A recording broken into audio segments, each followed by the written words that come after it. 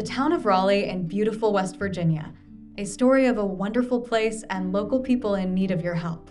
When the town of Raleigh, West Virginia was formed in 1850, it emerged from the mountains, not as an accident of geography, but as a promise. This land was shaped by time and pressure, rolling ridgelines, deep valleys, rivers that carried life and memory. Long before roads and railways, people came here seeking something lasting, a place where effort mattered and where community meant survival. In the early years, the town of Raleigh flourished. Settlements grew along waterways and rail lines.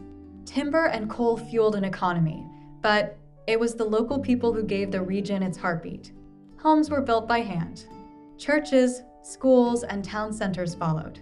Life here was demanding, but it was shared, and that made it meaningful. This was a place where neighbors knew one another's struggles, where front porches were gathering places, where work was hard, but pride ran deep. For generations, the town of Raleigh thrived, not in wealth, but in connection and community. Coal brought opportunity. Railroads brought movement. Downtown streets filled with activity. Families planted roots, confident their children would grow up in the same hills that raised them. I had a great childhood down there. I had all kinds of friends, and we was allowed to play outside, We took care of each other. It was a very good place to grow up. I don't think it could have been anywhere better to grow up. Got to go fishing. All my buddies lived down here. We didn't mess with people down here. It was a good place to grow up. Yeah. Houses stood strong, passed down through generations, carrying stories in their walls. The people of Raleigh loved this place, not because it was easy, but because it was theirs.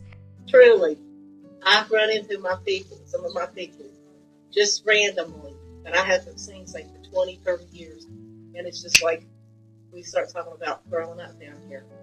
And that's to them as well. It's some of their favorite memories. And there is some kind of a bond, believe it or not, that we have.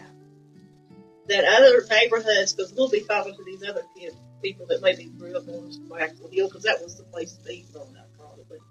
And I don't know that they got that same bond like we had. And I don't know why we had it, but there is a bond with people here.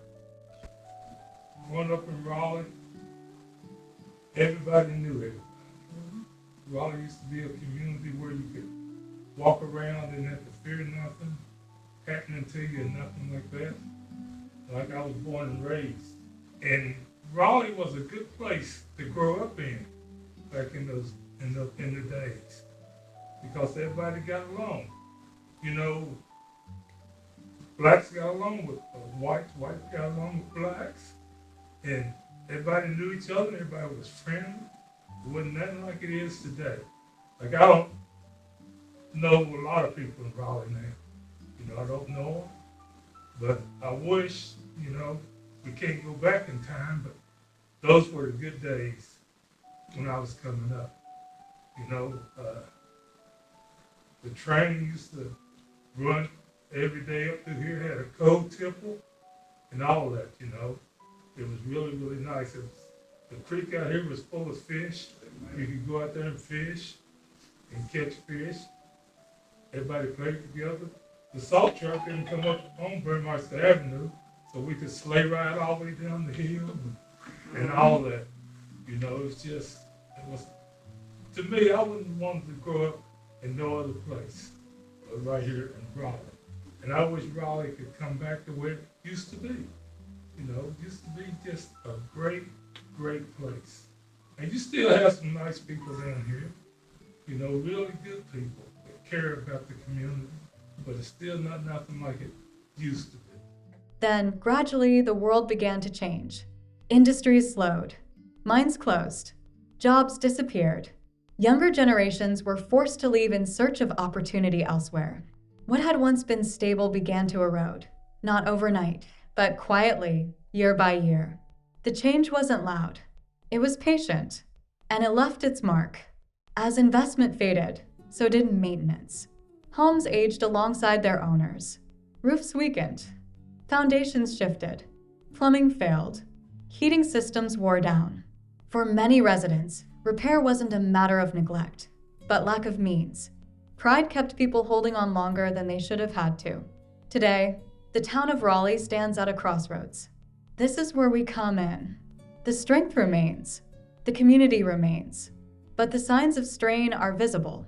Families live in houses with unsafe wiring, leaking roofs, and structural damage.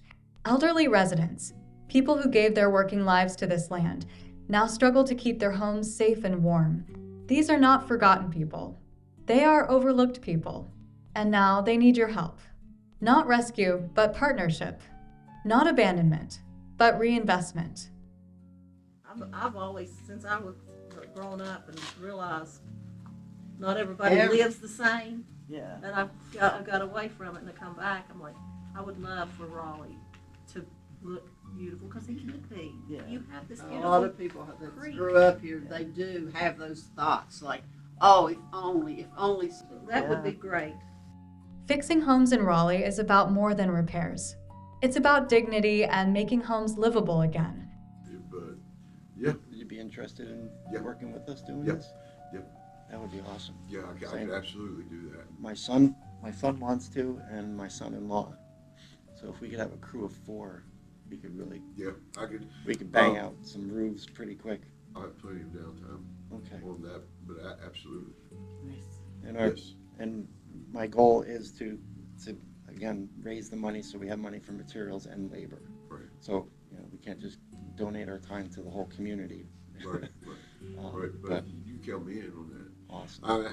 I wouldn't say a master, you know what I mean, jack of all trades. Perfect. So yeah, In there. That's great. you count me in on that. Excellent. Yeah, God willing, Kevin. Thank you. Yeah. Each restored home is a commitment to families, to legacy, to the future of a community that still believes in itself.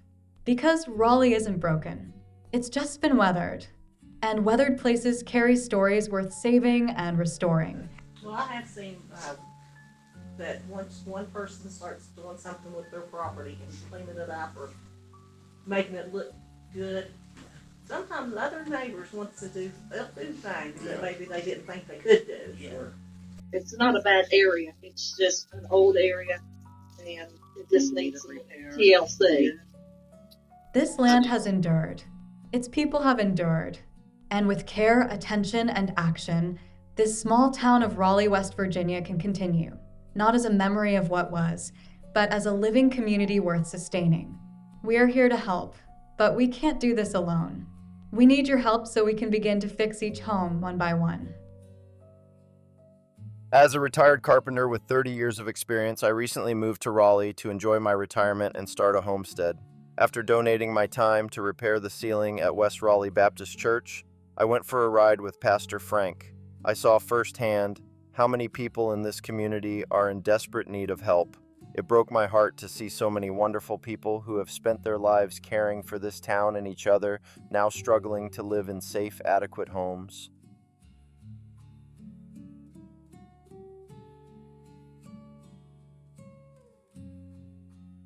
I want to use my skills to give back, but I can't do it alone. I'm asking for your help to raise funds for materials and labor so we can begin making much needed repairs. My first goal is to help an elderly widowed woman living alone. She has called Raleigh home her entire life and now needs the support of her community.